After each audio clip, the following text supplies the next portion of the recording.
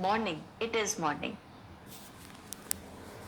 Yes, तो यही मेरा सवाल है कि protein, yes Badri ji, very true, yes it is protein. Poonam ji, doctor Neesh, yes yes, Akash ji, absolutely वो प्रोटीन ही है जो हमारे शरीर का एक रॉ मटेरियल की तरह काम करते हैं। तो चलिए उसको भी एक सिंपल एग्जाम्पल से समझते हैं और देखते हैं कि दिन और रात में क्या अंतर होता है, जिसकी वजह से प्रोटीन कि आप खुद समझेंगे कि इसकी महत्वता दिन में क्या होती। ये एक एग्जाम्पल है। अगर मैं आपको, let me use my laser, हम यहां से शुरुआत करेंगे, यानी इस रात के समय से शुरुआत करेंगे। रात में जैसे आप समझ लीजिए कहीं पर ही रिपेयर चल रहा है, राइट? रात में, क्योंकि रात में क्यों हो रहा है रिपेयर एंड कंस्ट्रक्शन, हमने देखा हमारी बॉडी क्लॉक के हिसाब से अनुसार रात में ही रिपेयर और मेंटेनेंस होता है। और उसका एक और कारण है, अगर आप देखेंगे कि कहीं बाहर अगर कोई रोड बन रही है, सड़क बन रही है, वो रातों रात में बना दी जाती है। क्यों? क्योंकि दिन में वहां पर डिस्टर्बेंस होगा, आपका कम्यूट होगा, व्हीकल्स आ रहे हैं जा रहे हैं, लोग आ रहे हैं जा रहे हैं, राइट? तो उस समय पर एक प्रॉपर कंस्ट्रक्शन या रिपेयर मेंटेनेंस नहीं हो सकता। इसीलिए रात को ज्यादा एफिशिएंट अगर काम होगा तो वो अच्छा रहेगा। इसी प्रकार से हमारे शरीर के अंदर भी रिपेयर और मेंटेनेंस रात को होता है। अब आप ऐसा समझिए, अगर कोई बिल्डिंग बन रही है या कोई रोड बन रही है और वहां पर रात में आपका जो ये ब्रिक्स है, राइट, आपका सीमेंट हो गया, आपका जो ईंटें हो गई, ये आपका वो रॉ मटेरियल है एज अ प्रोटीन, राइट? आपका वो रात में उस कंस्ट्रक्शन में वो इस्तेमाल हो गया पूरा का पूरा रॉ मटेरियल। अब हुआ क्या, मॉर्निंग में आपके पास बॉडी तो है, लेकिन उसकी बिल्डिंग के लिए पूरा दिन को भी वो उसी बिल्डिंग की कंस्ट्रक्शन के लिए वो रॉ मटेरियल की शॉर्टेज हो गई, क्योंकि वो तो रात में इस्तेमाल हो गया। जब तक आप उसी बिल्डिंग को वापस से वो रॉ मटेरियल नहीं देंगे, सीमेंट के फॉर्म में, ईंट के फॉर्म में, किसी भी फॉर्म में वो रॉ मटेरियल नहीं देंगे, तब आगे आपका वो बिल्डिंग का कंस्ट्रक्शन का काम नहीं चल पाएगा।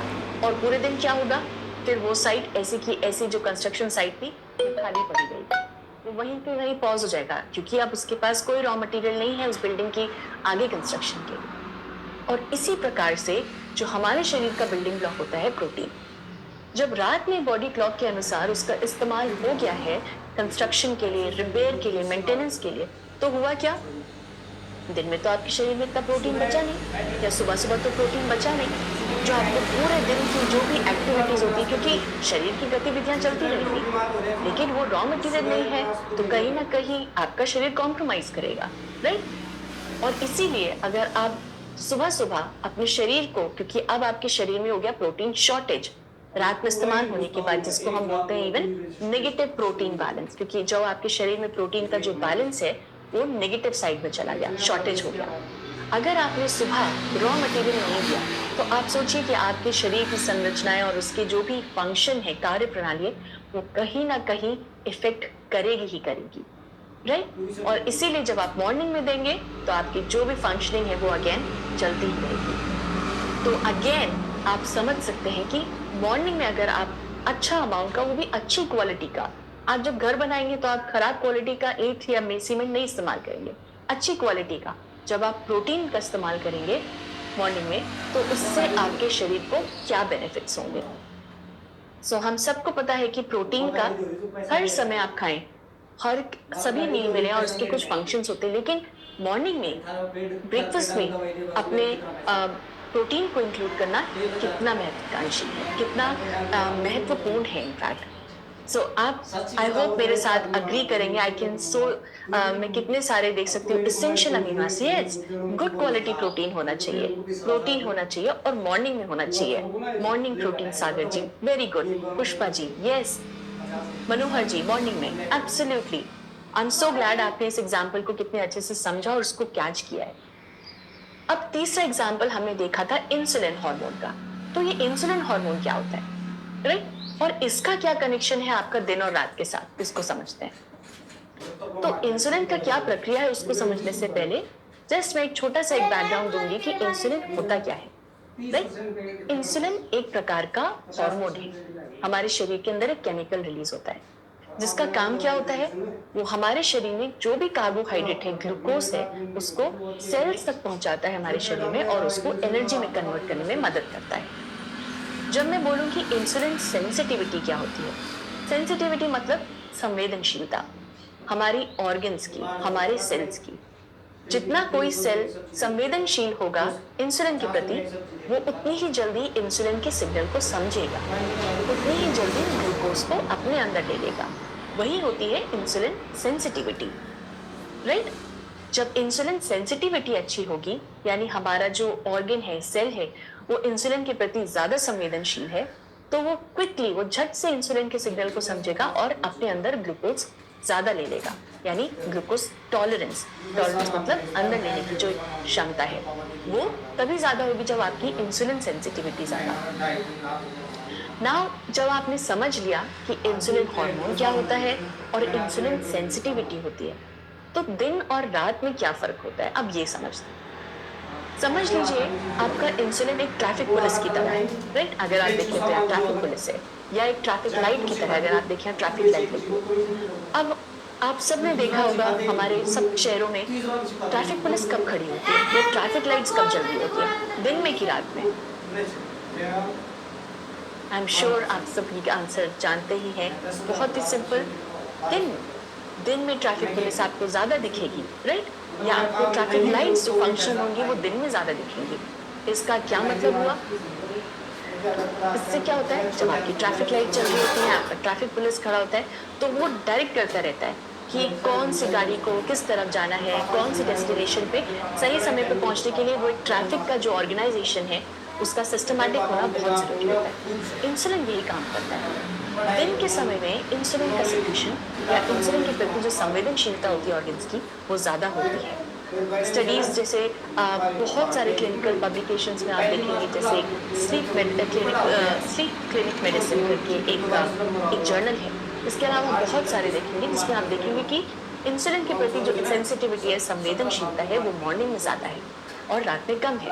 तो हुआ क्या, जब इंसुलिन दिन में प्रेजेंट है, आपके शरीर में जो भी ग्लूकोज आ रहा है वो उसको अच्छे से डायरेक्ट कर पाएगा कि उसको कहाँ जाना है, कौन से ऑर्गन में जाना है और ऑर्गन को लेना है। अगर वही भीड़, वही ट्रैफिक गाड़ियों का रात में हुआ और आपकी ट्रैफिक लाइट या ट्रैफिक पुलिस नहीं, तो क्या होगा, वहां पे तो जाम लग जाएगा, isn't it? क्योंकि इंसुलिन की संवेदनशीलता है वो भी कम है रात में। अब इंसुलिन तो जो ग्लूकोज है ऑर्गन्स वो ले नहीं पा रहे हैं। जैसे आपका रात में ट्रैफिक जाम, राइट, गाड़ियों को कहाँ जाना है, कौन से डेस्टिनेशन पे पहुंचना है, डेस्टिनेशन भी क्लोज है, तो क्या होगा, सड़कों पे जाम लगेगा। और यही एक रीजन है कि बोला जाता है कि लेट नाइट स्नैकिंग नहीं करनी चाहिए, क्योंकि आप जितना भी ग्लूकोज देंगे वो आपके शरीर के ऑर्गन्स तक नहीं पहुंच पाएगा, क्योंकि उस टाइम पर जो ये ट्रैफिक लाइट है, इंसुलिन या ट्रैफिक पुलिस है, वो नहीं है। तो क्या होगा, और आपके जो ऑर्गन्स है वो भी शट डाउन है या वो कम काम कर रहे हैं, तो सारा का सारा ग्लूकोज आपके ब्लड लेवल में ही रह जाएगा, आपके ब्लड में ही रह जाएगा, वो अपने डेस्टिनेशन तक नहीं पहुंच पाएगा। और इसीलिए बोला जाता है कि अगर आप रात में खाते हैं तो ब्लड शुगर स्पाइक्स जो होते हैं, जो उसमें उछाल आता है, वो ज़्यादा होता है, राइट। ये आपको वो इंस्टेंट एनर्जी तो देगा, लेकिन बाद में आपको फटीग करेगा, राइट, क्योंकि भीड़ हो गई है सड़कों पे, ग्लूकोज आपका ब्लड में प्रेजेंट है लेकिन वो डेस्टिनेशन तक नहीं पहुंच पा रहा है, राइट। और इसके बाद उससे ही रिलेटेड और सारे भी कंडीशंस हो सकते हैं, ना कि सिर्फ ब्लड ग्लूकोज लेवल, लेकिन कोलेस्ट्रॉल लेवल वो भी बहुत हाई हो जाता है, राइट। एलडीएल कोलेस्ट्रॉल, जो बैड कोलेस्ट्रॉल होता है, हमारे शरीर में बढ़ जाता है, ब्लड प्रेशर बढ़ जाता है, राइट, अगर इंसुलिन सेंसिटिविटी ज़्यादा समय तक अच्छे से काम नहीं करेगी। जबकि दिन में अगर आप अच्छा अमाउंट का कॉम्प्लेक्स कार्बोहाइड्रेट ले रहे हैं, तो क्या होगा, अब आप खुद सोचिए, वो सही पहुंचेगा आपकी अपनी जगहों पे, फिर क्या होगा, ब्लड शुगर लेवल पे स्पाइक भी नहीं आएगा। क्यों? क्योंकि ट्रैफिक पुलिस प्रेजेंट है, वो आपके बॉडी में जो भी ग्लूकोज है, जैसे ही आपके शरीर में आ रही है, उसको अलग अलग ऑर्गन्स में पहुंचा पा रहा है, राइट। तो आपका ब्लड ग्लूकोज में स्पाइक्स नहीं होगा, वो एक स्टेबल रहेगा। जब आपका ब्लड शुगर स्टेबल है तो आप ज़्यादा समय तक एनर्जेटिक फील करेंगे, और इसके बाद जो भी और भी हेल्थ कॉम्प्लिकेशंस होती हैं, आप उसको भी, राइट, कंट्रोल कर पाएंगे, आप उसके रिस्क को कम कर पाएंगे। So again, morning versus night, कब खाना ज़्यादा बेनिफिशियल होता है? आई एम श्योर आप सब समझ गए हैं मॉर्निंग में। यस, वेरी ट्रू, मॉर्निंग में खाना जरूरी है। मॉर्निंग जब खाएंगे तो आप काफी सारे हेल्थ बेनिफिट्स और हॉर्मोन्स को रेगुलेट कर पाएंगे ना। सबसे लास्ट एक प्रक्रिया गट माइक्रोबायोम के अराउंड, कि क्या होता है गट बैक्टीरियाज में रात में और दिन में। उससे पहले एक छोटा सा ग्लिम्स कि गट माइक्रोबायोम और गट बैक्टीरिया होता क्या है ना। हम में से काफी लोग गट बैक्टीरिया का जब हम नाम सुनते हैं बैक्टीरिया का, तो हमको लगता है कि सब बैक्टीरिया खराब है। या काफी लोगों को मैं अपने ग्रैंड पेरेंट्स को बोलूंगी तो वो मुझे यही बोलेंगे कि बैक्टीरिया तो अच्छा नहीं है हमारे शरीर के लिए। बट यहाँ पे दूसरा है, जैसे हम एक सोसाइटी में रहते हैं, हमारे आसपास एक कॉलोनी है, हमारे शरीर के अंदर भी स्पेशली स्टमक एरिया में एक आंतों के आसपास, पेट के आसपास एक कॉलोनी है, स्पेशली आंतों के आसपास इंटेस्टाइन को, जो गट माइक्रोबायोटा की होती है, जो अलग अलग माइक्रो ऑर्गेनिजम्स होते हैं, जीवाणु की होते हैं, उनसे मिलकर के बना होता है। राइट, उसमें बैक्टीरिया होते हैं, मैक्सिमम बैक्टीरिया होते हैं, राइट, वो प्रेजेंट होते हैं ना। ये बैक्टीरिया करोड़ों और अरबों की तादाद में प्रेजेंट होते हैं और हमारे शरीर को बहुत सारे हेल्थ बेनिफिट्स दे सकते हैं, टू दैट एक्सटेंड कि इसको हम सेकंड ब्रेन बोलते हैं। हमारे मेन ब्रेन के बाद अगर सेकंड ब्रेन होता है तो यही होता है, इस गट माइक्रोबायोटा की वजह से होता है ना। ये जो गट बैक्टीरिया होते हैं, जैसे कि आप यहाँ पर एक एग्जाम्पल दे सकते हैं, एक एग्जाम्पल है, राइट। कुछ होते हैं जो हेल्दी गट होते हैं, यानी जिन्हें हम गुड बैक्टीरिया बोलते हैं, और कुछ बैड बैक्टीरिया बोलते हैं। गुड बैक्टीरिया क्या होते हैं, हमारे शरीर को बेनिफिट्स देते हैं, वो अलग अलग प्रकार के मेटाबोलाइट्स बनाते हैं, वो न्यूट्रिएंट्स बनाते हैं जैसे विटामिन के, राइट, हमारे शरीर की इम्यूनिटी को बढ़ाते हैं, और उसका कनेक्शन होता है, वो हमारी फंक्शनिंग, हमारी ब्रेन की जो फंक्शनिंग होती है उसको भी इम्पैक्ट कर सकते हैं। तो वो हो गए गुड बैक्टीरिया। इसके साथ साथ जो बैड बैक्टीरिया होते हैं, जो हमारे शरीर को नुकसान पहुंचा सकते हैं, उनको भी कम करने का काम करते हैं। तो अगर एक आप हेल्दी गट की बात करें तो हमेशा वहां पर गुड गट या गुड गट बैक्टीरिया ज्यादा होने चाहिए, और जो हमारे बैड बैक्टीरिया हैं वो कम होने चाहिए ना। ये जो गुड बैक्टीरिया होते हैं, ये बहुत सारे जो फैक्टर्स होते हैं उनसे इन्फ्लुएंस होते हैं। जैसे मान लीजिए आप किस प्रकार का खाना खा रहे हो, राइट, आप कॉम्प्लेक्स कार्ब्स ले रहे हो या सिंपल कार्ब्स ले रहे हो, क्योंकि हमारे शरीर के जो गट बैक्टीरिया है इनका खाना है गुड कॉम्प्लेक्स कार्ब्स, यानी फाइबर, वो उसका अच्छा एक फूड है। तो आप किस प्रकार का खाना खा रहे हो वो इम्पैक्ट करता है। और जैसे आपको डॉक्टर शाह ने बताया, animal versus plant based, plant based भी अगर आप बोल रहे हो, स्टडीज बताती है कि प्लांट बेस्ड बैक्टीरिया जो फूड होते हैं वो हमारे गट बैक्टीरिया के लिए बहुत अच्छे होते हैं। और स्पेशली अगर मैं बात करूं कि जो हेल्दी प्लांट बेस्ड फूड होते हैं, राइट, क्योंकि आपके अनहेल्दी भी प्लांट बेस्ड फूड हो सकते हैं, राइट, जो कि पूरे पूरे प्लांट सोर्सेज से बने हुए लेकिन हाई इन फैट हो, शुगर हो। उसकी जगह हमारे जो हेल्दी प्लांट बेस्ड फूड्स होते हैं, अगर आप अच्छे अमाउंट में सीजनल फ्रूट्स, वेजिटेबल्स, साबुत अनाज है, आप जब उनको ले रहे हो तो वो आपके गट बैक्टीरिया को पॉजिटिवली इम्पैक्ट करते हैं। तो आप समझते हैं कि क्या कनेक्शन है गट फिजियोलॉजी का और बॉडी क्लॉक का, राइट। स्टडीज ने देखा है कि जैसे हमारा जो बॉडी होता है वो ऑस्किलेट करता है, वो मूव करता है दिन और रात के बीच में, जो हमारा गट बैक्टीरिया होता है उसका जो संगठन होता है, यानी जिसका कॉम्पोजिशन होता है और उसकी जो फंक्शनिंग है वो भी ऑस्किलेट करती है दिन और रात के बीच में, राइट। तो आप ऐसे समझिए कि अगर मान लीजिए हमारे यही कॉलोनी, यही सोसाइटी रात का समय है तो शांत है, राइट, वो सन्नाटा होगा, अंदर अंदर वो घर के अंदर हम कुछ भी कर सकते, लेकिन बाहर वही कॉलोनी आपकी शांत होगी, राइट।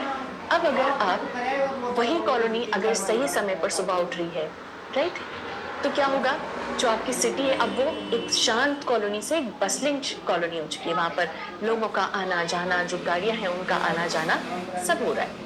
लेकिन अगर सारी की सारी गाड़ियां अपने अपने घरों से लेट निकलेंगी तो क्या होगा, सिर्फ ट्रैफिक जाम लगेगा। लेकिन अगर वो सही समय पर उठ रहे हैं, सही समय पर अपना सारा काम करके ऑफिस के लिए निकल रहे हैं, तो आपकी सिटी ऑर्गेनाइज रहेगी, एक हेल्दी एनवायरनमेंट वाला रहेगी।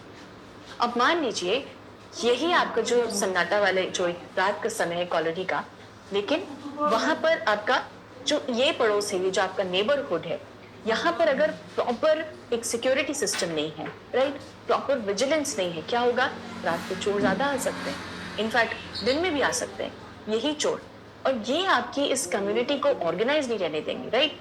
कहीं चोरी हो गई, कहीं डाका हो गया, पुलिस आ गई, ट्रैफिक जाम लग गया, तो फिर आपकी वो ऑर्गेनाइसिटी नहीं रहेगी। इसी प्रकार से गट फिजियोलॉजी, जो हमारा गट माइक्रोबायोटा होता है, वो काम करता है। जिस प्रकार से हमारी बॉडी ऑस्किलेट करती है, हमारा गट माइक्रोबायोटा भी ऑस्किलेट करता है। और स्टडीज देखी गई हैं कि अगर हमारा खाने का पैटर्न हमारी इसी बॉडी क्लॉक के हिसाब से हुआ, तो वहां पर हमेशा गुड बैक्टीरिया होंगे। यानी आप सही समय पे उठ रहे हो, साथ ही साथ में सही समय पे खा भी रहे हो, तो जो गुड गट बैक्टीरिया है वो ज्यादा होंगे। लेकिन अगर आपका टाइम फ्लक्चुएट हुआ, अगर आप अपनी इस बॉडी क्लॉक के हिसाब से खाना नहीं खा रहे हैं, तो मोर ऑफ क्या होगा, बैड बैक्टीरिया पैदा होते हैं। उनकी संख्या या उनका जो आप प्रपोर्शन बोलेंगे वो ज्यादा होता है हमारे गट में, और उसको करेक्ट करना जरूरी होगा। अगर आप अच्छे से करेक्ट करेंगे, सही समय पे उठने का आप कोशिश करेंगे, सही समय पे खाएंगे, अपने ब्रेकफास्ट को मिस नहीं करेंगे, तो आपके शरीर के अंदर गुड बैक्टीरिया ज्यादा होंगे, जो अल्टीमेटली आपकी हेल्थ को इम्पैक्ट करेगा। तो ये हो गया आपका गट फिजियोलॉजी, कैसे आपका गट बैक्टीरिया भी दिन रात में और दिन में कैसे वो ऑस्किलेट करता है। तो अब आप खुद सोचिए कि क्या होता है ऐसा रात में कि मॉर्निंग में खाना आपके लिए ज्यादा बेनिफिशियल हो जाता है, राइट। तो समराइज करने के लिए, एक सिर्फ समरी के लिए हम देखते हैं कि मॉर्निंग न्यूट्रिशन क्यों जरूरी है, सुबह खाना क्यों जरूरी है, रात में ऐसा क्या होता है कि दिन में या सुबह सुबह खाना जरूरी है। तो क्या होता है, पहले आपका मेटाबॉलिक रेट जो होता है वो दिन में या रात में कम हो जाता है, 15% तक कम हो सकता है। रात में नेगेटिव प्रोटीन बैलेंस क्रिएट होता है, यानी प्रोटीन की शॉर्टेज हो जाती है, उसका इस्तेमाल होता है, इसलिए दिन में खाना खाना जरूरी है समय पे। इंसुलिन की जो संवेदनशीलता है, इंसुलिन सेंसिटिविटी है या ग्लूकोज टॉलरेंस है, वो रात को कम होती है, वो मॉर्निंग में ज्यादा होती है। और लास्ट आपका गट बैक्टीरिया, आपने देखा कि कैसे उसमें ऑल्टरेशन होते हैं दिन और रात के, और कैसा उसी समय पे खाना खाना जरूरी होता है ताकि आप मॉर्निंग न्यूट्रिशन से बेनिफिट ले सके, और कैसे मॉर्निंग न्यूट्रिशन एक क्रिटिकल रोल प्ले करता है। तो हमने क्या देखा था, morning nutrition equals to time, right, यानी कब खाना है। अब हम देख सकते हैं और अच्छे से समझ सकते हैं कि morning nutrition equals to health. अगर आप मॉर्निंग में खाना खा रहे हैं तो वो स्वास्थ्य है। अगर आप रेगुलर इंटेक कर रहे हैं ब्रेकफास्ट का, तो आपका शरीर हेल्दी रहेगा। लेकिन अगर आप स्किप कर रहे हैं ब्रेकफास्ट, तो उससे काफी सारे हेल्थ इश्यूज हो सकते हैं। और क्या हेल्थ इश्यूज हो सकते हैं लॉन्ग टर्म में, या क्या बेनिफिट्स होते हैं, तो हमने देखा कि दिन रात में खाना खा रहे हैं और इसलिए मॉर्निंग में ब्रेकफास्ट क्रिटिकल है, लेकिन पूरे दिन में भी उसके क्या बेनिफिट्स होते हैं, ये हम आगे के और भी सेशंस में अच्छे से जानेंगे। नाउ ये एक छोटी सी स्लाइड है सिर्फ आपको बताने के लिए कि जो भी हमने अभी तक साइंस पढ़ी है, उसके पीछे भी एक हिस्ट्री है। आप जानते हैं कि नोबेल प्राइज एक बहुत बड़ा प्राइज होता है जो वैज्ञानिकों को मिलता है हर साल। वो बहुत स्क्रूटनी करते हैं, जिन्होंने काम किया हो बहुत अच्छे से, उनको नोबेल प्राइज दिया जाता है। 2017 में इन 3 साइंटिस्ट को इसी ही विज्ञान के ऊपर जो उन्होंने काम किया, उसके लिए उनको नोबेल प्राइज मिला था। उन्होंने क्रोनोबायोलॉजी के बारे में बताया था। क्रोनोबायोलॉजी मतलब हमारे शरीर के अंदर जो भी प्रक्रियाएं होती है, जो भी बायोलॉजिकल रिएक्शंस होते हैं, बेसिस टाइम, ये दिन और रात के हिसाब से, राइट, और कैसे वो दिन की लाइट, डाइट, टेम्परेचर, इनसे असर पड़ता है, वो साइंस होती है क्रोनोबायोलॉजी। क्रोनो न्यूट्रिशन मतलब आपका फूड क्लॉक, ये भी एक प्रकार की साइंस है कि आप किस समय खाएंगे और वो आपके शरीर को कैसे कैसे फायदे दे सकता है। क्रोनो न्यूट्रिशन, राइट, और सर्काडियन रिदम, इन 3 कॉन्सेप्ट्स को लाने वाले, इनके बारे में पढ़ने वाले और हम सबके सामने लाने वाले इन 3 साइंटिस्ट को 2017 में नोबेल प्राइज मिला था। और एमवे में हम इसी साइंस को, जो इतनी क्रूशियल और जटिल साइंस है, लेकिन कैसे उसको एक सिंपलिस्टिक और रियलिटी एक प्रैक्टिकल तरीके से ला करके हेल्दी लाइफ इंश्योर कर सकते हैं, इसमें एमवे एक पायनियर है, वन ऑफ द पायनियर, जो इस विज्ञान पे काम करके हेल्थ बेनिफिट्स देने की कोशिश कर रहा है। नाउ विद दैट हम आज की हैबिट की बात करते हैं। जैसे हमने देखा कि कैसे हमारा सोने और उठने का पैटर्न इतना मायने रखता है, तो आज से हम एक हेल्दी हैबिट बनाने की कोशिश करेंगे, जो होगा एक हेल्दी स्लीपिंग हैबिट, सही समय पर सोना और उठना। इसके लिए आपको करना क्या है, आप अपने पास एक जर्नल या एक डायरी में लिख सकते हैं, जिसमें आप हर दिन का नोट करें कि आप किस समय जग रहे हैं और किस समय सो रहे हैं, राइट। और कोशिश कीजिए कि वो आपका अलाइन हो जो आपकी बॉडी क्लॉक है, राइट? दिन में सही समय पे रात में सोना और दिन में जब सूरज की पहली किरण होती है, जब सुबह-सुबह होती है, उस समय आपको उठना। और उसके लिए कुछ टिप्स हैं, जैसे आप क्या कर सकते हैं एक अच्छी स्लीप के लिए। अपने आसपास कूल, डार्क और जो एक शांत वातावरण है, आप उसको रखिए। स्क्रीन टाइम अवॉइड कीजिए क्योंकि वो आपके शरीर को क्या सिग्नल दे रहा है कि आप अभी भी दिन है, अभी सोना नहीं है, तो स्क्रीन टाइम को अवॉइड कीजिए। कोशिश कीजिए कि आप हर दिन एक ही पैटर्न को, एक ही स्केड्यूल को फॉलो करें। अगर आप 10 बजे बेड पर जा रहे हैं, तो आप कोशिश कीजिए आप उसी समय के अनुसार आस-पास ही जाएँ और 7 से 9 घंटे की क्वालिटी स्लीप के लिए कोशिश कीजिए। और कुछ डोंट्स, जैसे कि रात को हेवी मील्स करके सीधे बेड पे ना जाएँ या कैफ़ीन लेकर के सीधे बेड पे ना जाएँ क्योंकि वो कहीं न कहीं आपके बायोलॉजिकल क्लॉक को डिस्टर्ब कर सकता है, राइट? वो आपके बॉडी क्लॉक के हिसाब से नहीं है। रेसिस्ट, सुबह उठ कर के अगर अलार्म क्लॉक लगा दिया है तो उसको बार-बार स्नूज़ पे मत करें। आप उसको दूर रखें अपने बेड से। जैसे ही आपका अलार्म बजे, आप सुबह उठें, बेड से उठ कर के उसको बंद करें। क्या होगा? वो आपकी इस नींद को तोड़ेगा। और ऑफ कोर्स जो आपका स्क्रीन टाइम, उसको आपको बंद कर देना चाहिए कम से कम 1 घंटे पहले, मिनिमम आपको बंद कर देना चाहिए और उसके बाद सोने की कोशिश करनी चाहिए। विद दैट, मैं हमेशा बोलती हूँ, एक बहुत एक फ्रेज था जिसको आप बोलते हैं early to bed and early to rise. तो with that I will say early to bed, early to rise and always shine. हमेशा शाइन कीजिए। शाइन का मतलब स्टार्ट एवरी डे, हर दिन एक थैंकफुल नोट के साथ स्टार्ट कीजिए। हमेशा अपने न्यूट्रिशन को प्रायोरिटी दीजिए और बॉडी क्लॉक के हिसाब से अपना टाइम पे हेल्दी न्यूट्रिशन लीजिए। देन इंटेंशंस को क्लियर रखिए। आप ये मत सोचिए कि खाली मेरा आज का दिन कैसे जाना है, इसीलिए मैं एक थैंकफुल नोट के साथ उठूंगा या मैं एक्सरसाइज करूंगा। न्यूट्रिशन लॉन्ग टर्म गोल, आपको फिट रहना है, आपको 60s में भी मैराथन दौड़ना है, आपको सिर्फ अपने ग्रैंड किड्स के साथ नहीं, आपको अपने ग्रेट ग्रैंड किड्स के साथ भी खेलना है। मुझे उस समय पे भी आत्मनिर्भर रहना है, मुझे किसी के ऊपर डिपेंडेंट नहीं रहना है, मुझे अपने अंदर बीमारियां नहीं चाहिए। गोल्स रखिए, इंटेंशंस रखिए और उसके साथ आगे बढ़िए। देन हर दिन कुछ नया सीखिए। छोटी सी छोटी हैबिट भी बहुत इंपॉर्टेंट रोल प्ले करती है आगे चल करके। देन हर दिन एक्सरसाइज कीजिए, थोड़ी सी स्ट्रेचिंग, 20 से 30 मिनट का मिनिमम एक ब्रिस्क वॉक भी, किसी भी प्रकार का मूवमेंट, लेकिन एक्सरसाइज कीजिए और उससे अपने दिन की शुरुआत कीजिए। With that, let me share आज की रेसिपी ऑफ द डे जिससे आप शुरू करेंगे। आप आज बना सकते हैं एक रिफ्रेशिंग दिन और उसके साथ आप आगे बढ़ सकते हैं, आप अपनी फैमिली के साथ एंजॉय कर सकते हैं और उसके हेल्थ बेनिफिट्स ले सकते हैं। Just allow me moment.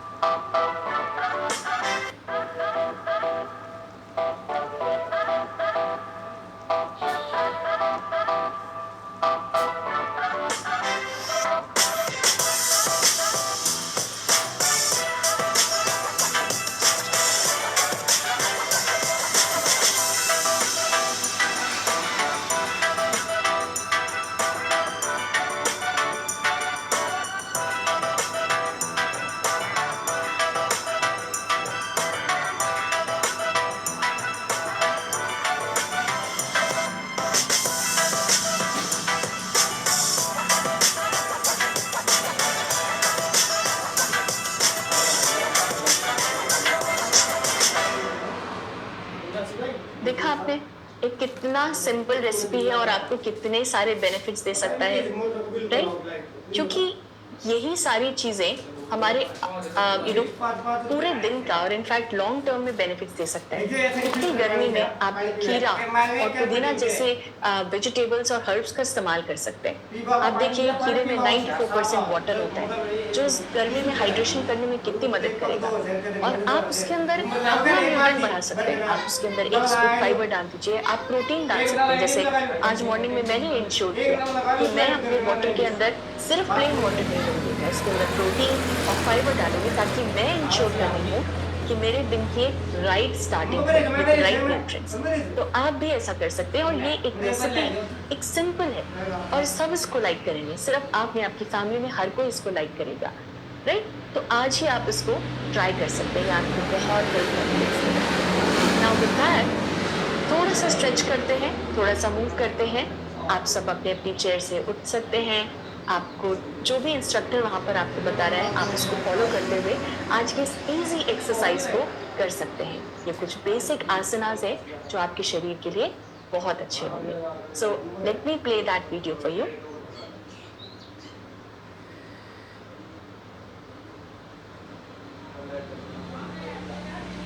A very happy good morning everyone। और आज हम सीखने वाले हैं बहुत ही बेसिक बिगनर फ्रेंडली आसन जो हेल्प करेंगे आपकी कोर स्ट्रेंथ को इम्प्रूव करने में भी और उसके साथ साथ आपकी गट की हेल्थ को भी प्रमोट करेंगे। तो आइए लेट्स गेट स्टार्टेड।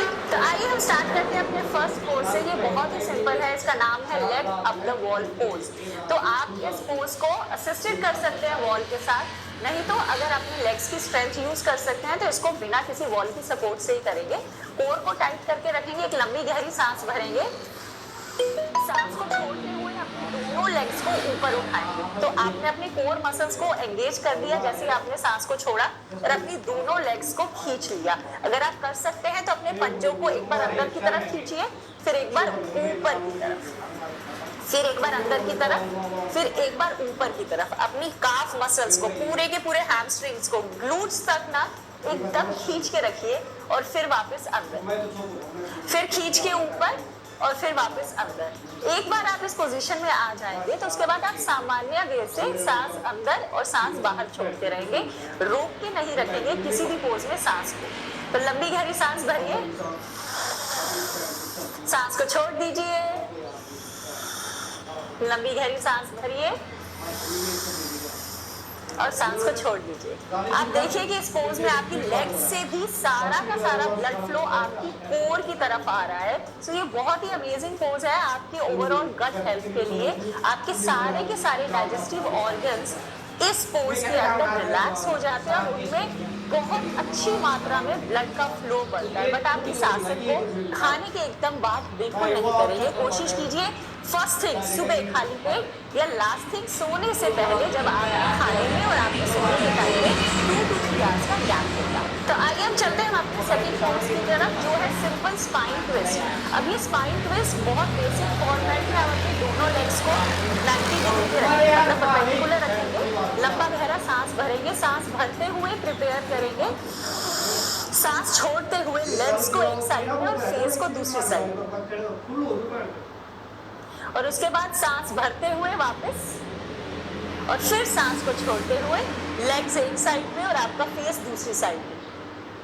तो आप देख रहे हैं इस पोज में हो क्या रहा है, आप अपने पूरे के पूरे कोर एरिया को निचोड़ रहे हैं। जैसे कपड़े धोने के बाद हम इसको ट्विस्ट करते हैं ना, तो आपका पूरा का पूरा कोर डाइजेस्टिव सिस्टम अच्छे से डिटॉक्स हो रहा है। तो ये बहुत ही इफेक्टिव येट वेरी सिंपल आसन है। तो अब इसके अंदर हम छोटा सा मॉडिफाइड वर्जन करें। इसमें हमने घुटनों को 90 डिग्री पे रखा है। अगर आप कर सकते हैं तो अपनी लेग्स को क्रॉस कर दीजिए और उसके बाद सेम कीजिए। उसके बाद सांस को छोड़ते हुए legs to one side and face to the other side. इससे इसकी इंटेंसिटी बढ़ जाती है। You can feel the stretch right from your glutes to your obliques to your arms. पूरा अच्छे से स्ट्रेच को फील कीजिए। अगेन बहुत बेसिक है बट बहुत इफेक्टिव। ये आपके के सारे जो डाइजेस्टिव ऑर्गन्स है ना, उनमें ब्लड फ्लो को इंक्रीज करेगा, उनको डी स्ट्रेस करेगा और डिटॉक्स भी करेगा। और वापस सांस भरते हुए सेंटर। तो आइए हम चलते हैं अपने थर्ड पोज में जिसका नाम है कोबरा पोज और भुजंग आसन। इसके लिए हम हमेशा थोड़ा साइड में जाएंगे और फिर अपने एक हाथ की सपोर्ट से ऊपर आ जाएंगे। तो आप अगर कोई भी आसन कर रहे हैं जिसको लिए आप बैक पे मैट पे हैं तो झटके से कभी भी वापस ऊपर उठ के नहीं आएंगे। So this is very important. No matter how strong your spine is, हमेशा साइड में टर्न लेने के बाद ही आप सेंटर में आएंगे। भुजंग आसन के लिए आप अपने दोनों हाथों को अपनी चेस्ट के पास ले आएंगे, आपके पंजे पीछे की तरफ खींचे हुए रहेंगे। अब जब आप ऊपर आएंगे आपको अपनी कोर को भी एंगेज करना है, अपने शोल्डर्स को पीछे की तरफ रोल बैक करना है, चेस्ट को लिफ्टेड आउट रखना है और ऊपर आते हुए ग्लूट्स को भी टाइट रखना है। तो लंबी गहरी सांस भरते हुए ऊपर की तरफ यहाँ तक आ सकते हैं, बहुत बढ़िया। आप अगर ऊपर जा सकते हैं तो कोशिश करेंगे कि एल्बोस को स्क्वीज करेंगे, साथ में ऐसे करके एल्बोस को बाहर की तरफ पुश नहीं करेंगे, अपनी एल्बोस को स्क्वीज रखेंगे, शोल्डर्स को पीछे की तरफ और ऊपर की तरफ होल्ड करेंगे यहाँ पर, लेकिन अपनी ब्रेथ को होल्ड नहीं करेंगे। लंबा गहरा सांस भर के छोड़ते रहिए और उसके बाद एक बार सांस को छोड़ते हुए वापस नीचे। बहुत बार इस पोज में आपको होल्ड करने की पावर नहीं होती है, तो आप सिंपल सांस को छोड़ते हुए भी नीचे आ सकते हैं, लेकिन अगर आप इस पोज को थोड़ी देर होल्ड कर सकते हैं तो आप नॉर्मल वे में सांस भरते और छोड़ते रहिए जब आपने इस पोज को होल्ड किया हुआ है। ये आपकी बैक की स्ट्रेंथ के लिए भी बहुत अच्छा है। तो एक बार और करते हैं, लंबी गहरी सांस भरेंगे और पीछे होल्ड करेंगे तो सांस को छोड़ेंगे, फिर से सांस भरेंगे,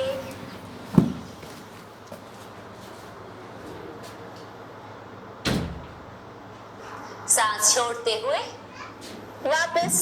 तो ये थे हमारे तीनों के तीनों बहुत ही basic yet very effective gut reset poses. I hope आज आपने इन सभी आसन का बेसिक फॉर्मेट सीख लिया होगा और अब आप इनको हर दिन प्रैक्टिस करेंगे। Yes, you heard it right, you can practice them every day, maybe first thing after getting up in the morning, empty stomach, and it can do wonders to your overall gut health as well as core strength. Keep rocking.